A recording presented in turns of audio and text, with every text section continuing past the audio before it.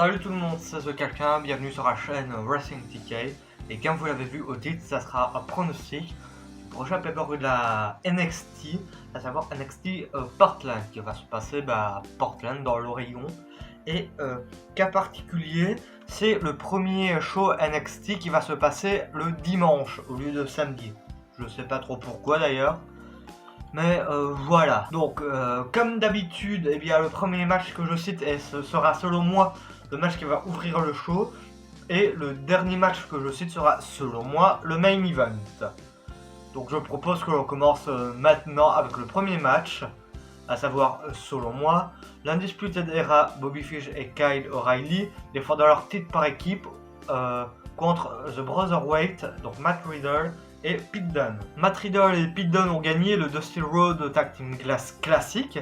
Donc c'est un tournoi par équipe créé en l'honneur de Dusty Rhodes, décédé il y a quelques années. Et donc c'est The Brotherweight qui ont gagné justement ce tournoi.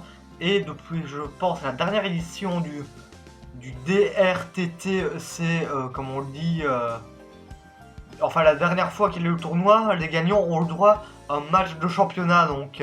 Et le problème, enfin selon moi, c'est que The Brotherweight est une équipe qui a été créée par le Dusty Rhodes, c'est-à-dire que dans les équipes il y avait Imperium qui était déjà une équipe, The Forgotten Son qui était déjà une équipe, il y avait Grizzly Young Veteran qui était déjà une équipe, il y avait Alex Shelley et Kushida qui étaient déjà une équipe dans le circuit indépendant, il y avait Gallus, donc Mark Coffey et le gang, et l'Undisputed Era justement qui était dans le tournoi. Il y a aussi eu Mark Andrew et Flash Morgan Webster qui je pense sont une équipe aussi, mais je trouve ça dommage d'avoir fait gagner une équipe qui n'est pas à l'origine une équipe qui était déjà là depuis un moment, même peut-être une semaine, vous voyez, ou quelques semaines avant, c'est juste que pour le tournoi, l'équipe a été créée quoi.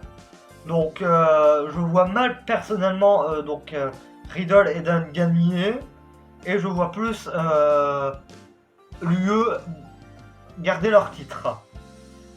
Après ça peut quand même donner un bon match hein, selon moi, hein, mais je vois bien l'UE gagner contre cette équipe, mais perdre contre une autre équipe bien plus tard. Et il faut, même si j'adore l'Undisputed Era, il faut un moment que Bobby Fish et Kyle O'Reilly perdent leur titre.